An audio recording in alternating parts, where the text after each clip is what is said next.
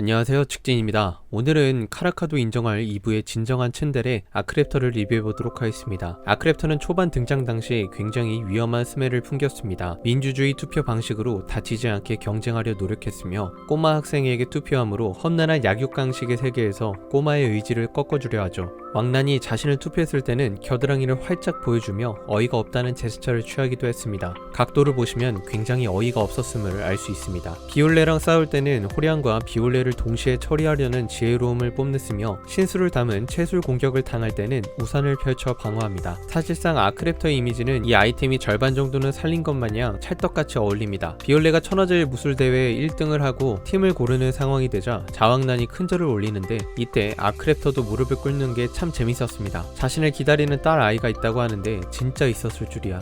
호량과 때밀이장에서 대화를 할 때는 자아대의 적이 되는 상황에 대해서 나쁘지 않다고 표현할 정도로 남자다움을 가지고 있습니다. 나중에 아크랩터의 과거가 밝혀지고 나서야 나쁘지 않은 의미를 제대로 알 수 있게 되었죠. 미생이를 떨어뜨리려 한 것이 미생이를 지키고 싶은 아빠의 마음에서 비롯되었다는 것도 호량에게 들켜버립니다. 자왕란이 아크랩터의 가족을 건드는 드립을 치는 장면입니다. 아크랩터의 명장면이 또 나타납니다. 이상한 아줌마라고 하며 미생에게서 손 치우고 꺼지라고 말합니다. 이어 불로장생 게임을 겁나게 잘하는 미생의 매력에 반해버리는 아크랩터입니다. 믿을 수 없는 방게임에서는 호량에게 츤데레 기질을 대놓고 들키고 마는데요. 아크랩터가 움직이지 않으면 자신도 움직이지 않겠다고 말하며 아크랩터를 도발합니다. 흔쾌히 도발에 응해준 아크랩터는 미생을 구하러 가는데 미생이 적대심을 갖고 문을 열어주지 않자 문 앞에서 미생이랑 끝말잇기를 하는 츤츤을 보여줍니다. 아크랩터는 예전에 딸과 생이별을 했습니다. 강해지기 위해 탑을 오르는 것뿐 아니라 딸을 만나기 위한 목적도 마음에 두고 있죠.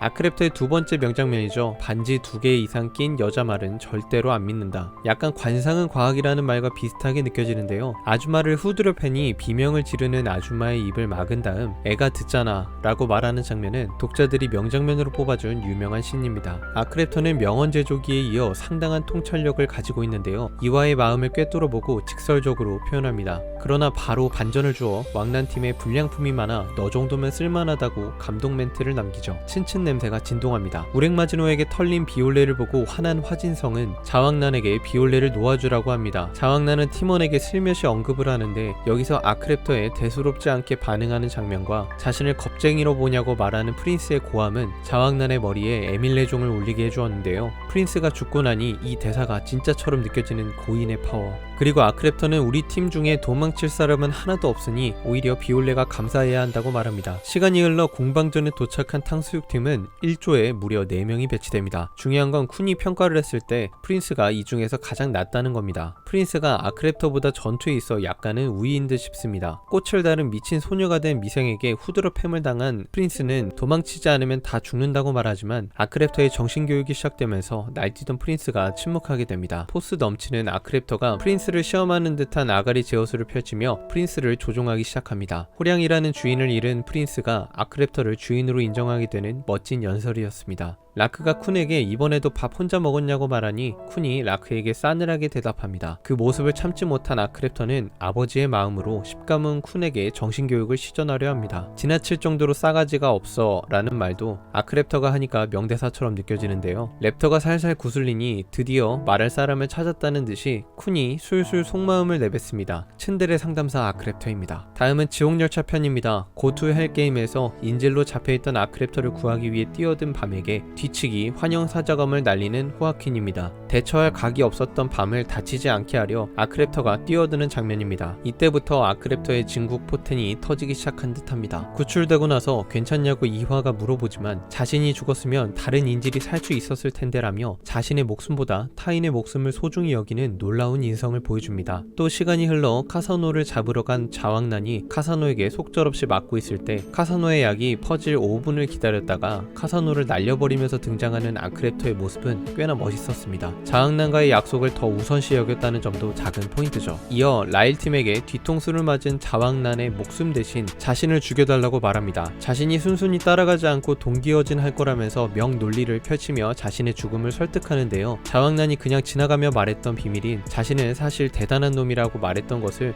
다시 한번 언급하며 남들은 지나가며 비웃을 것 같은 자왕란의 능력을 인정해줍니다. 아크랩터가 목숨을 걸 정도의 가치를 자왕난이 빨리 좀 보여줬으면 합니다. 아크랩터는 21층 때 자왕난과 딸에 대한 얘기를 했습니다. 딸을 찾는 것에 대해 힘들지만 포기하지 않음을 얘기했었죠. 자신의 아내가 10가문 출신이고 가문이 둘을 강제로 데려간 사실과 딸을 찾을 단서가 약혼 반지밖에 없다는 것이 밝혀졌죠. 신기한 건 아내를 찾으려는 듯한 언급은 없고 딸만 나오는 것을 봐서는 3부에 나온 같은 문양의 은색 귀걸이를 하고 나온 소녀는 아내가 아니라 딸에 더 가깝다고 볼 수 있을 것 같습니다. 아크랩터는 자왕난에게 딸이 없어도 탑을 지금까지 오르게 해준 가족 같은 너희가 있고 그걸 가능하게 해준 건 자왕난이라며 감사를 표합니다. 이어 자왕난을 팀의 중심이라고 말하며 자왕난의 마음을 울리는 칭찬을 해주죠. 자왕난은 죽은 아크랩터를 보며 아크랩터가 훨씬 중요하다고 하는데 진짜 그런 듯 합니다. 제가 자왕난보다 아크랩터를 먼저 리뷰하는 걸 보면 3부 때 견족 케이지 안에서 이빨 빼앗기 싸움을 할 때 아크랩터의 딸로 추정되는 인물이 등장합니다. 라크가 창을 던지자 갑자기 나타나서 매드쇼커를 발로 차버리죠. 같은 10가문인 콘이 놀랄 정도면 상당히 강력한 것 같습니다. 아크랩터의 행방을 아는 건 미생과 자왕난밖에 모르는 상황이어서 자왕난과 연결점이 생길 듯한데 아크랩터가 죽은 지금 어떤 의미가 있는 이야기가 펼쳐질지 기대가 됩니다. 이상 츤데레 아빠 아크랩터에 대한 리뷰를 마치겠습니다. 시청해주셔서 감사합니다.